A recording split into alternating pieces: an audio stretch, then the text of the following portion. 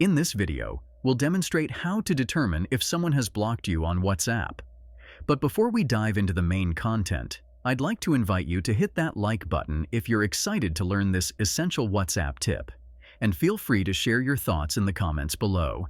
Your feedback helps us create better content for you. Now let's get started. To find out if you've been blocked on WhatsApp, here are some key indicators to look out for. When you're blocked, the contact's profile picture may disappear or be replaced by a white and gray silhouette. If you notice this change, it's a strong sign of being blocked.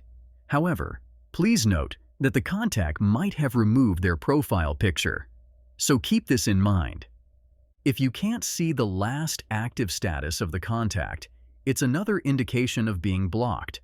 However, the contact may have turned off this setting in their privacy options, so it's not always a definitive sign. When you send a message to a blocked contact, you may only see one tick, indicating that the message hasn't been delivered. Normally, 2 ticks signify message delivery. However, 1 tick could also mean the recipient has their phone turned off or no internet connection. Wait for 24 hours to see if the message remains undelivered.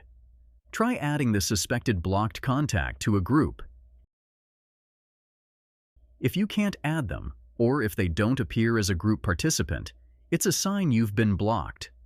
Blocked contacts can't be added to groups. These methods can help you determine if you've been blocked on WhatsApp. Remember that while these are good indicators, it's not always foolproof. User behavior can vary, so consider a combination of these signs for a more accurate assessment. If you found this video helpful, please take a moment to like, comment, and subscribe with notifications on. Your likes and comments inspire us to create more content like this, and subscribing ensures you won't miss our future tutorials. For more useful tutorials and essential tips, please subscribe to our channel.